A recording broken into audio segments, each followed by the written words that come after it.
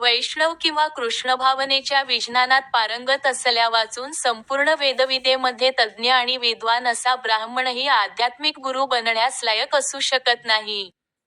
पण एखादी व्यक्ती जरी हलक्या जातीत जन्मली असली तरी ती वैष्णव किंवा कृष्णभावनाभावित असल्यास आध्यात्मिक गुरु बनण्यास योग्य आहे. पद्मपुराण, जन्म, जरा, व्याधी आणि मृत्यू या भौतिक अस्तित्वाच्या समस्यांचा प्रतिबंध धनसंचयाने किंवा आर्थिक समृद्धीने होऊ शकत नाही. जगामध्ये अशी अनेक राष्ट्रे आहेत जी जीवनातील सुखसोयींनी समृद्ध, संपन्नतेने परिपूर्ण आणि आर्थिकदृष्ट्या विकसित आहेत. तरीसुद्धा त्या ठिकाणी भौतिक जीवनातील समस्या या आहेतच.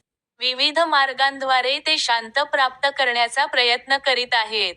परंतु त्यांनी श्रीकृष्णाचे त्यांच्या अधिकृत प्रतिनिधीद्वारे, कृष्णभावनाभावित व्यक्ती, किंवा कृष्णविज्ञान सांगितलेल्या भगवद्गीता आणि श्रीमद्भागवत यांसारख्या शास्त्रांद्वारे मार्गदर्शन घेतले तरच त्यांना खरी शांती प्राप्त होऊ शकते.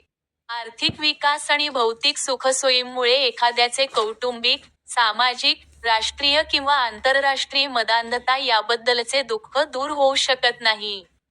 असे असते तर अर्जुनाने म्हटले नसते की, पृथ्वीवरील प्रतिस्पर्धीविरहित राज्य किंवा स्वर्गलोकातील देवतांसारखे सार्वभौमत्वही माझा शोक दूर करू शकत नाही.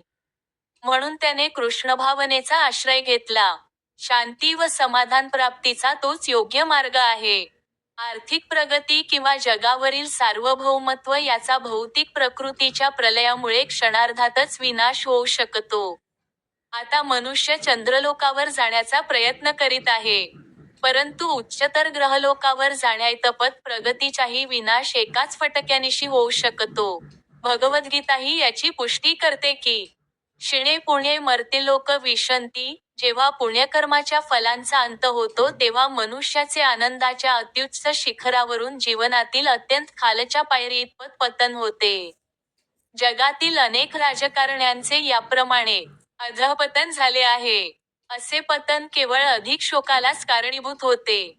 यासाठी जर आपल्याला कायमचा शोक आवरायचा असेल तर ज्याप्रमाणे अर्जुन हा श्रीकृष्णांचा आश्रय घेत आहे त्याप्रमाणे आपणही श्रीकृष्णांचा आश्रय घेतला पाहिजे. म्हणून अर्जुनाने श्रीकृष्णांना निश्चितपणे आपल्या समस्यांचे निराकरण करण्यास सांगितले आणि तोच कृष्णभावनामृताचा मार्ग आहे. दररोज भगवद्गीतेचे श्लोक मराठीत ऐकण्यासाठी सबस्क्राईब करा.